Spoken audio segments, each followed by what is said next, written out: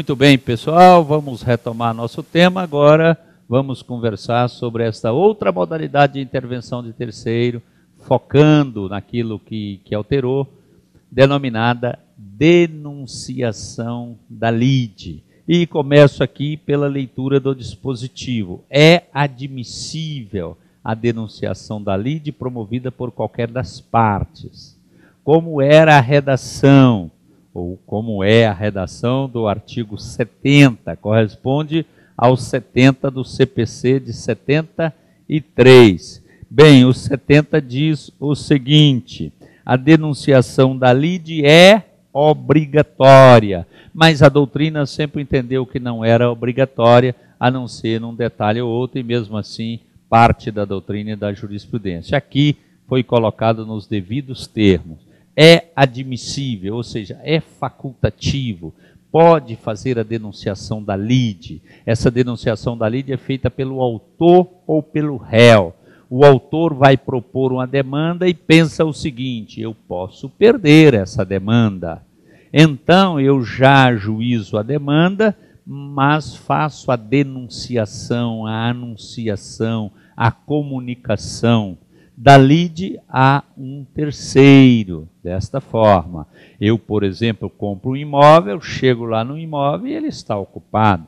Eu vou propor contra aquelas pessoas que estão a ocupar o imóvel uma ação reivindicatória. Mas eu posso perder, essa pessoa apresenta um título melhor e eu venho a perder. Então eu já faço a denunciação da lide a quem me vendeu. Se eu perder a demanda, esta outra pessoa, este denunciado, eu sou o autor denunciante, eu ajuizo a demanda contra a pessoa que está no imóvel que eu adquiri, mas eu já faço a denunciação da lide, eu já anuncio, já comunico na própria petição inicial de quem me vendeu. Quem me vendeu é denominado denunciado. E neste caso, a denunciação da lide feita pelo autor, o juiz vai, então, mandar citar o denunciado para que, se ele queira, se ele quiser, melhor dizendo, ele possa aditar a petição inicial. O mais comum é a denunciação da lide feita pelo réu.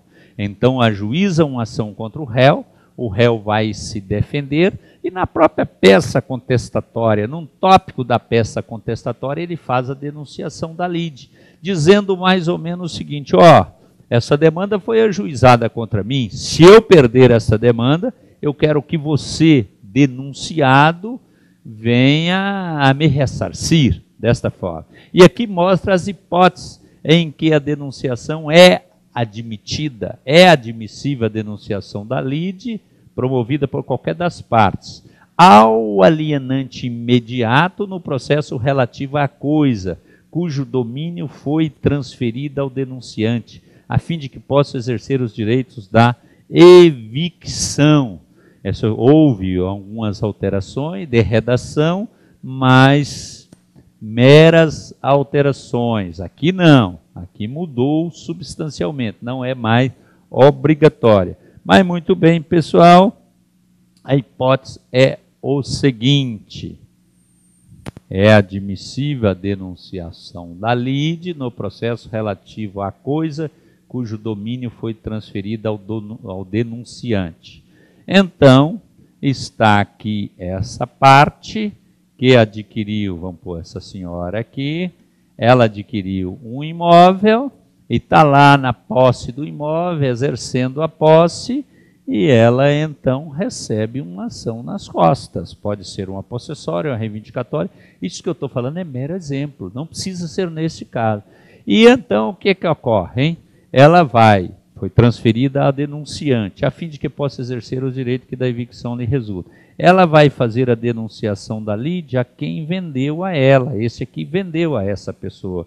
E ela fala: bem, eu posso perder esse imóvel, eu faço a denunciação da lide ao alienante. Para quê?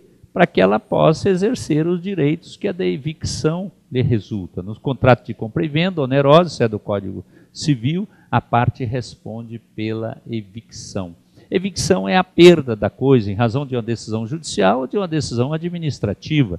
Se essa senhora aqui vier a perder o imóvel em razão da denunciação em razão de uma ação judicial, de uma decisão judicial, ela vai ter direito de receber ou vai poder discutir esse direito que resulta da evicção. Em razão da evicção, vai ter que pagar ou devolver o que recebeu, com juros, correção monetária, despesas com a transferência do imóvel, tudo isso. Muito bem. Essa aqui é a primeira hipótese, é admissível a denunciação da lide promovida por qualquer das partes. Ao alienante imediato. Ao alienante imediato. Há uma pessoa aqui que transferiu para este. E isso não pode ir fazendo essas denunciações sucessivas, nós vamos ver lá.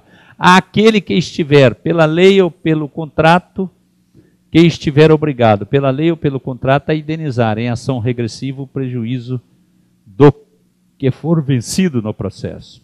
Pela lei ou pelo contrato, há previsão, na lei ou no contrato, de responder pelos riscos que disso decorre. Então, vamos pegar uma hipótese de um construtor de um imóvel, fez-se ali uma série de apartamentos, contratou uma construtora para isso, e o imóvel vem a dar defeitos. E no contrato, na lei está previsto que esse construtor vai responder pelo imóvel. Então, se uma parte for acionada para reparar esse imóvel, para responder pela integridade dele, vai poder fazer essa denunciação da lide com base no contrato. Enfim, em linhas gerais, é mais ou menos isso. Houve uma alteração, suprimiu da denunciação da lide aquela possibilidade de o possuidor direto, vamos supor que seja o locatário, o comodatário, fazer a denunciação da lide ao possuidor indireto. O possuidor direto, ele recebe ali uma ação, ele é citado para uma determinada ação, ele não vai poder fazer a denunciação da lide ao possuidor indireto. O locatário, então, sendo citado para essa ação, ele não poderá fazer a denunciação da lide ao proprietário. Porque essa questão, entende a doutrina, que seria de mero acerto da legitimidade passiva. Bastaria, nesse caso, o réu indicar o novo, ou indicar o proprietário, que seria o novo réu, abrir-se-ia vista para o autor que poderia fazer esse acerto da legitimidade. São só aquelas duas hipóteses agora de denunciação da lide. O direito regressivo será exercido por ação autônoma, quando a denunciação da lide for indeferida, deixar de ser promovida ou não for permitida. Mesmo naqueles casos em que eu tenha direito de fazer a denunciação da lide, para que alguém responda perante mim, seja em razão de um imóvel que eu comprei, seja em razão de uma garantia contratual que eu tenho, ou alguma garantia prevista na lei. Neste caso, mesmo eu não exercendo o direito de regresso via denunciação da lide, nada impede que depois eu possa exercer esse direito via ação autônoma, porque a denunciação da lide é, na verdade, incidental, ocorre na mesma relação processual, mas nada impede que eu possa em outra ação. Denunciação da lide tem uma finalidade, é abreviar, é encurtar caminhos. Vamos para a leitura. Parágrafo 2º. Admite-se uma única denunciação. Então, naquela hipótese de ter aqui, desculpem, é essa outra caneta aqui, naquela hipótese de eu ter comprado o imóvel desta pessoa, que por sua vez comprou desta outra, que por sua vez comprou desta outra, e ao infinito. E esta pessoa aqui recebe uma ação nas costas, esse aqui aciona este. Este poderá denunciar este, que é o alienante imediato. Este não poderá denunciar este. No sistema anterior, admitia-se as denunciações sucessivas, chegando a um infinito, né? Eu estou exagerando um pouco, mas pensa em um imóvel que ao longo de sua história passou por 50 proprietários, e aí podendo, em tese, fazendo essas denunciações sucessivas. O novo CPC não admite uma única denunciação. Não significa que este denunciado aqui, perdendo a demanda, ele não possa ajuizar uma ação autônoma contra quem lhe alienou o imóvel. Isso tudo dependendo do caso concreto, dependendo do vício. O fato é que admite uma única denunciação, promovida pelo denunciado contra seu antecessor imediato na cadeia dominial, ou quem seja responsável por indenizá-lo. Não podendo o denunciado sucessivo promover nova denunciação, hipótese em que eventual direito de regresso será exercido por ação autônoma. Não perde o direito substancial, não se admite aí fazendo essas denunciações sucessivas, porque isso complica, atrasa, retarda o processo, mas nada impede que depois se ajuize uma ação autônoma. Artigo 126, a citação do denunciado será requerida na petição inicial, se o denunciante for autor. A denunciação da lide pode ser feita na petição inicial, ou pode ser feita na contestação pelo réu. A citação será requerida na petição inicial. Se foi feita a denunciação na própria inicial, requer a citação do réu e a citação do denunciado. Se o denunciante for réu, devendo ser realizada na forma e nos prazos previstos no 131, ou no prazo para contestar. O requerimento para a citação é feita na petição inicial ou na contestação. Feita a denunciação pelo autor, a previsão é mais raro, o denunciado poderá assumir a posição de litisconsorte do denunciante. O denunciado, então, assume a posição de litisconsorte do denunciante. Ele vem, adita a petição inicial e junta ali com o autor para defender o direito ou o suposto direito do autor. Feita a denunciação pelo autor, o denunciado poderá assumir a posição de litisconsorte denunciante e acrescentar novos argumentos, aditar a petição inicial, procedendo-se em seguida à citação do réu. Questão meramente procedimental. Fez a denunciação na petição inicial, vai citar o denunciado e o denunciado pode assumir essa posição de litisconsorte e assumir ali, enfim, a defesa do direito do autor. Ele adita, inclusive, a petição inicial e depois é que vai citar o réu para contestar. Feita a denunciação da lide pelo réu, se o denunciado contestar o pedido formulado pelo autor, o processo prosseguirá, tendo na ação principal em litisconsórcio denunciante e denunciado. Se o denunciado contestar o pedido pelo autor, bem, aqui é a hipótese de o réu fazer a denunciação da lide. Surgem essas possibilidades para o denunciado. O denunciado contesta o pedido formulado pelo autor. Então, esse denunciado, ele passa a ser um litisconsorte, ele passa a agir em litisconsórcio junto com o réu, defendendo o réu. Aquela mesma posição que nós citamos anteriormente, só que na outra hipótese referia a um litisconsorte do autor. Agora, o denunciado, ele pode ser revel. Renunciado for revel, o denunciante pode deixar de prosseguir em sua defesa, eventualmente oferecida, e abster-se de recorrer, restringindo a atuação à ação regressiva. O denunciado é citado, o réu requer a citação, faz a denunciação do denunciado, obviamente, requer a citação e ele é citado e é revel.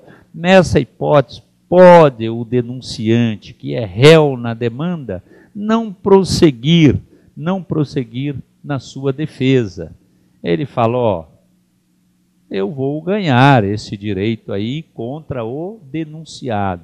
Ele pode não prosseguir na defesa, ele será necessariamente condenado a ressarcir ao autor, mas ele prossegue aqui na atuação da ação regressiva. Ele prossegue contra o denunciado, dessa forma. E isso é uma alteração, porque no sistema do Código 73 ele tinha que prosseguir, mesmo quando o denunciado não respondia, quando o denunciado era revel, com toda certeza o denunciado seria condenado, e agora ele não está obrigado a prosseguir naquela defesa da ação principal. Ele fala, bem, eu vou perder aqui, mas vou ganhar acolá. Muito bem, ainda a denunciação da lide, mostrando aqui as posições que o denunciado pode assumir. Se o denunciado confessar os fatos alegados pelo autor na ação principal, o denunciante poderá prosseguir em sua defesa, ou aderindo a tal reconhecimento, pedir apenas a procedência da ação de regresso. São as possibilidades que o denunciado pode assumir e também as posições do denunciante. Procedente o pedido da ação principal, pode o autor, se for o caso, requerer o cumprimento da sentença também contra o denunciado, nos limites da condenação deste na ação regressiva. Isto mudou, pessoal.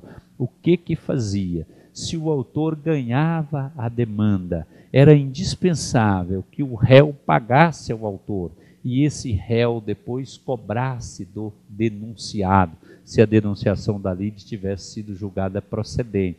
A jurisprudência encaminhou para o sentido, agora adotado aqui nesse inciso 4º, no sentido de que o autor poderia cobrar diretamente do denunciado.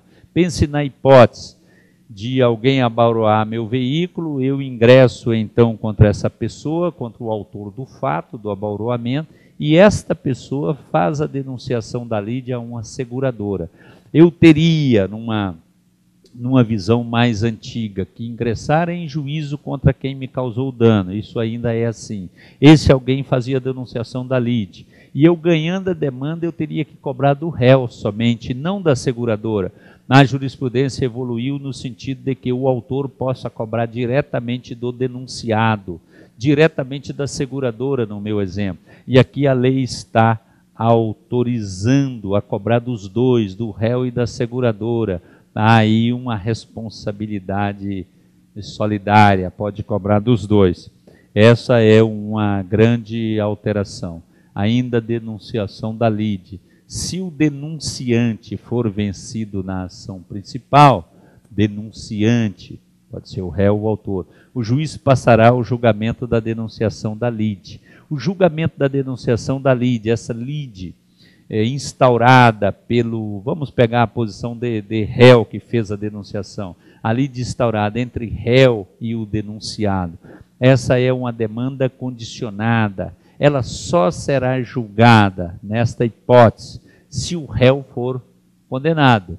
Se for denunciação feita pelo autor, é se a demanda for julgada improcedente. E aqui está previsto, se o denunciante for vencido, o denunciante é o réu no nosso exemplo, se ele for vencido, o juiz passará ao julgamento da denunciação da lide. Se vencedor, se o réu é vencedor, ou se a ação foi julgada improcedente para o autor, na nossa hipótese, se vencedor ou julgado improcedente, a ação de denunciação não terá o seu pedido examinado, porque não tem razão, só faz sentido na denunciação da lide feita pelo réu, se o réu perder a demanda. Só faz sentido prosseguir na denunciação da lide e verificar, fazer o julgamento dessa denunciação, se a denunciação foi feita pelo autor, se a demanda foi julgada improcedente. Então, é uma demanda condicionada desta forma. Agora, está disposto aqui que mesmo naquelas hipóteses em que a demanda é julgada improcedente, ou seja, o réu sai vencedor, então não vai se examinar a denunciação da lide. Mas mesmo nesta hipótese, diz o artigo 129 do novo CPC, que deve o juiz dispor sobre honorários advocatícios. Embora a denunciação da lide tenha perdido o objeto, não vai apreciar mais, porque o réu não foi, no nosso exemplo, o réu não foi vencido. O pedido foi julgado improcedente. Mas mesmo nessa hipótese de perda do objeto, vai ter que dispor sobre honorários, vai ter que pagar honorários advocatícios ao advogado do denunciado. Então o autor vai pagar honorários ao réu, porque ele ajuizou a demanda e a demanda foi julgada improcedente. Aí é sucumbência. Quem perde, paga. Agora, quem pagará os honorários do advogado do denunciado? eu fico querendo crer que agora não dá mais para discutir se a denunciação é obrigatória ou se não é. A denunciação nunca é obrigatória, é sempre facultativa. Mas de um modo geral, nesse caso, também o autor terá que pagar honorários do denunciado, porque de uma forma ou de outra foi o autor que deu causa à denunciação. O autor deu causa porque ele ajuizou a demanda contra o réu, e o réu então fez a denunciação da lide. O fato de ser facultativa a denunciação, eu acho que porque a lei confere essa prerrogativa ao réu, no nosso exemplo, então o autor, julgando improcedente a demanda, o autor é que teria que pagar honorários, tanto do advogado do réu, quanto do advogado do denunciante. Muito bem, pessoal, e aqui uma nova figura, que é o chamamento ao processo. Vou apagar aqui este quadro para mudarmos as figuras. Muito bem.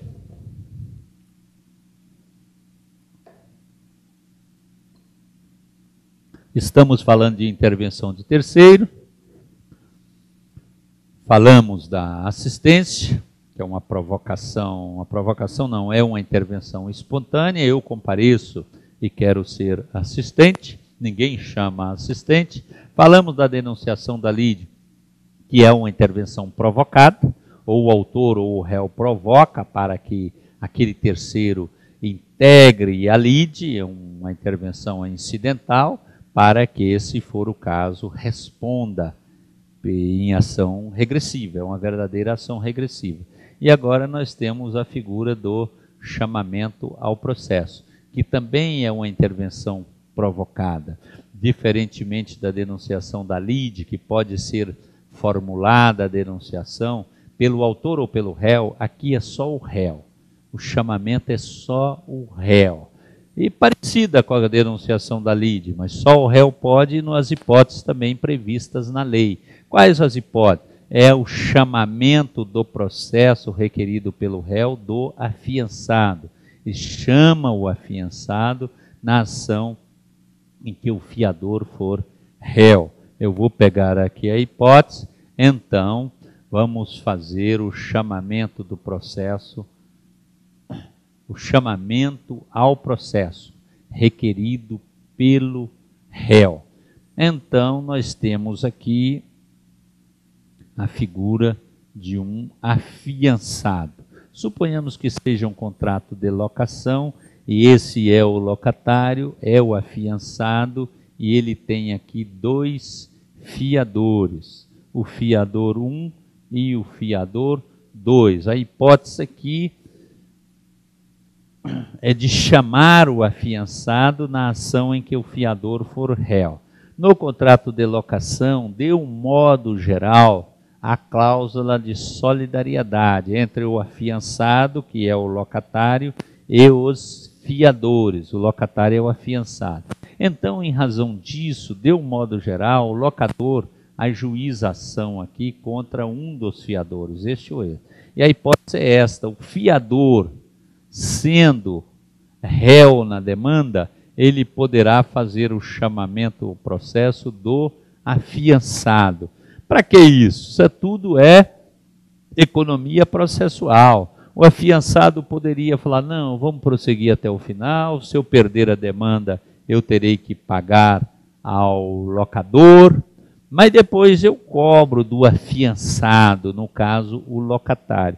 Mas ele quer encurtar caminho, ele quer fazer isso tudo de uma vez, porque na sentença já fica definido que se ele pagar ou se ele pagou, ele vai poder receber do afiançado, do locatário. Dos demais fiadores na ação proposta contra um ou alguns deles, aqui poderá chamar ao processo, esse fiador 1 poderá chamar ao processo tanto o afiançado, o devedor principal, contra este outro. Por que se chama este outro fiador? Falou: se nós tivermos que pagar, eu pago 50%, você paga 50%. Desse jeito, então, chama o afiançado ou chama os demais fiadores na ação que foi proposta contra um ou alguns deles. Pode ser 2 fiadores, mas pode ser 3, 4, 10.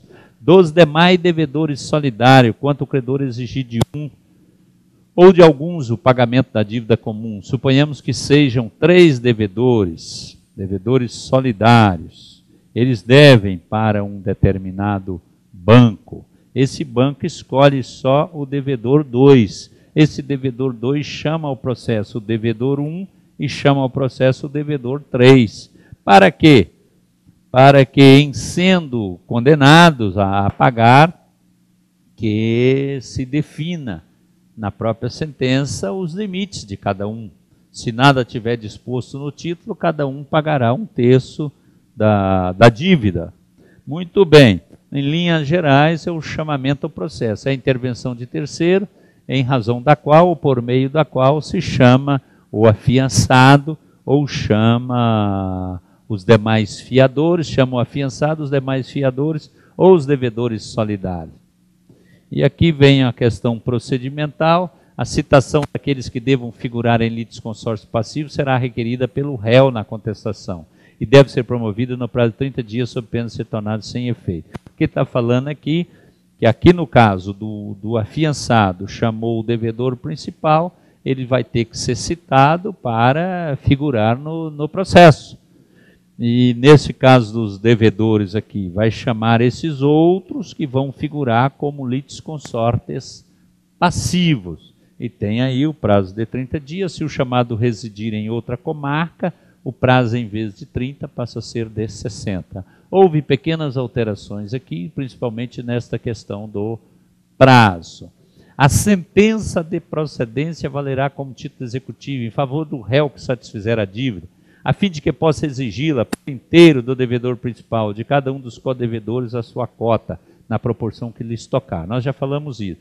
Então vem uma sentença, a ação foi ajuizada só contra o devedor 2, mas a sentença vai estabelecer a proporção de cada um. De forma que se esse devedor 2 tiver pagado a dívida inteira, ele terá que receber parte desses outros, parte conforme estabelecer no contrato. Mas pode ser que seja o devedor 1, que mesmo não sendo réu na ação, ele que pagou, pois a sentença estabelece que ele pode receber dos outros. Valerá como título executivo essa sentença de um em relação aos outros. Lembro que chamamento ao processo é uma figura típica de processo de conhecimento, por isso nós estamos falando em sentença. Não vai caber no processo de execução, como denunciação da lide também de um modo geral não cabe, porque no processo de execução o direito já está acertado, devidamente acertado. Bem, prosseguindo, o 133. Eu dou aqui por encerrado, não esgotado absolutamente, isso é um tema complexo, mas nosso objetivo aqui é focar para você essas principais alterações do novo Código de Processo Civil, e eu passo agora a falar de uma outra figura, e vou falar de modo mais detalhado, porque é uma novidade para o Código de Processo Civil, o instituto, esse incidente de consideração da personalidade jurídica, embora muito utilizado na prática forense, é uma figura novíssima, é um instituto novíssimo para o novo Código de Processo Civil.